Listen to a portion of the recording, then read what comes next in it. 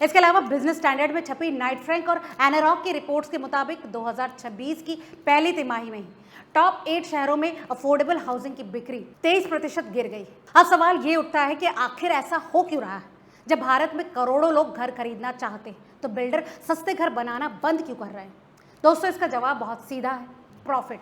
जी हाँ, आज real estate sector जरूरत से नहीं बल्कि मुनाफे पर चलता है। डेवलपर्स खुद मानते हैं कि अफोर्डेबल हाउसिंग प्रोजेक्ट्स में उन्हें महज 10 से 12% का फायदा होता है, जबकि लग्जरी हाउसिंग में आराम से 25 से 30% तक प्रॉफिट मार्जिन मिल जाता है।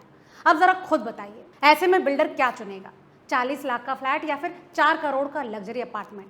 यही वजह है कि आज शहरों में तेजी से sky villas, golf residences, ultra luxury towers और प्रीमियम अपार्टमेंट्स बन रहे हैं, लेकिन मिडिल क्लास हाउसिंग सिकुड़ती जा रही है।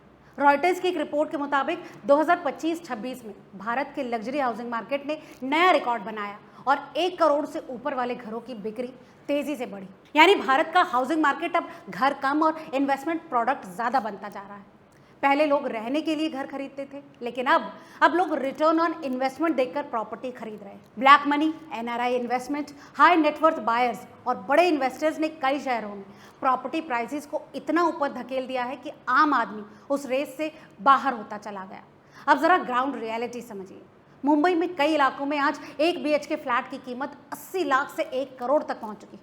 बेंगलुरु में भी IT कॉरिडोर के आसपास 2 BHK फ्लैट 70 से ऊपर निकल चुका है।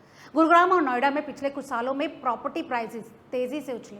वहीं हैदराबाद और पुणे जैसे शहर जो कभी कंपैरेटिवली अफोर्डेबल माने जाते थे, वहां भी दाम लगातार ऊपर जा रहे हैं। और सबसे मजेदार बात सुनिए, सरकार आज भी 45 लाख तक के घरों को अफोर्डेबल हाउसिंग मानती है, लेकिन सवाल ये है कि क्या आज मुंबई, NCR, बेंगलुरु या पुणे जैसे शहरों में 45 लाख में अच्छा 2 BHK मिल सकता है? जवाब है लगभग नामुमकिन। कई जगह तो पार्किंग और रजिस्ट्रेशन जोड़ दो तो बजट ही खत्म हो जाता है। यानी कागज पर घर अफोर्डेबल है, लेकिन असल जिंदगी में बिल्कुल नहीं।